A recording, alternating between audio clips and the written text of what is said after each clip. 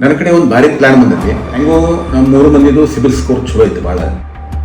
Bank loan ಮಾಡಿ ಒಂದು property purchase ಮಾಡಿ. ಭಾಳ ದೊಡ್ಡ ಅಮೌಂಟ್ ಏನು ಬೇಡ, ಜಸ್ಟ್ 50 lakhs ಮಾಡೋದು. ಅದನ್ನ 6 ತಿಂಗಳು ಬಿಟ್ಟು ನಿಮಗೆ ಮಾಡ್ತೀವಿ.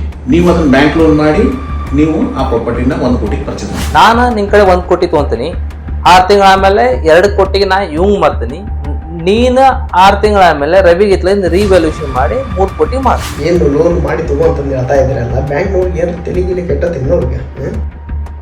ಬ್ಯಾಂಕ್ನವರು ವ್ಯಾಲ್ಯೂಯೇಷನ್ ಹೆಂಗ್ ಮಾಡ್ತಾರ, ಇದನ್ನ ಅಪ್ರೂವಲ್ ಹೆಂಗ್ ಮಾಡ್ತಾರ, ಇದನ್ನ ಅದ್ರ ಬಗ್ಗೆ ತಲೆ ಕೆಡಿಸ್ಕೋಬೇಡಿ ನೀವು. ಅದಕ್ಕೆ ಮಿಸ್ಟರ್ ಬ್ಯಾಂಕರ್ಸ್ ಅದಾರ.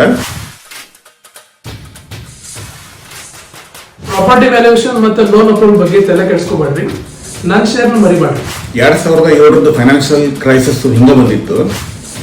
3 ಕೋಟಿ ಲೋನ್ ತಗೊಂಡ್ವಿ, ನಾವು ಯಾವಾಗಾದ್ರೂ ರೀಪೇಮೆಂಟ್ ಮಾಡಲೇಬೇಕಲ್ಲ. ಅದು ಲೋನ್ ರೀಪೇಮೆಂಟ್ ಮಾಡೋದಕ್ಕೆ ತಲೆ ಕೆಡಿಸ್ಕೋಬೇಡ್ರಿ. ಬ್ಯಾಂಕಿಂದ ಒಂದು ರೂಲ್ ಐತಿ, ಪ್ರೊಸೀಜರ್ ಐತಿ. ಅದು ಏನೈತೆ ಅಂತ ಹೇಳಿದ್ರೆ, ನೀವು ಅಕಸ್ಮಾತ್ ಲೋನ್ ಕಟ್ಟಲಿಲ್ಲ ಅಂತ ಹೇಳಿದ್ರೆ ಲಾಸ್ಟಿಂಗ್ ನಿಮ್ಮ ಪ್ರಾಪರ್ಟಿನ ಅವ್ರು ಸೀಸ್ ಮಾಡ್ಕೊತಾರೆ. ಅದರ ವ್ಯಾಲ್ಯೂ ಐತಿ ಬರೀ 50 lakhs. ಉಳಿದ ಅಮೌಂಟ್ ಏನೈತಲ್ಲ ನಾವು ತಗೊಂಡ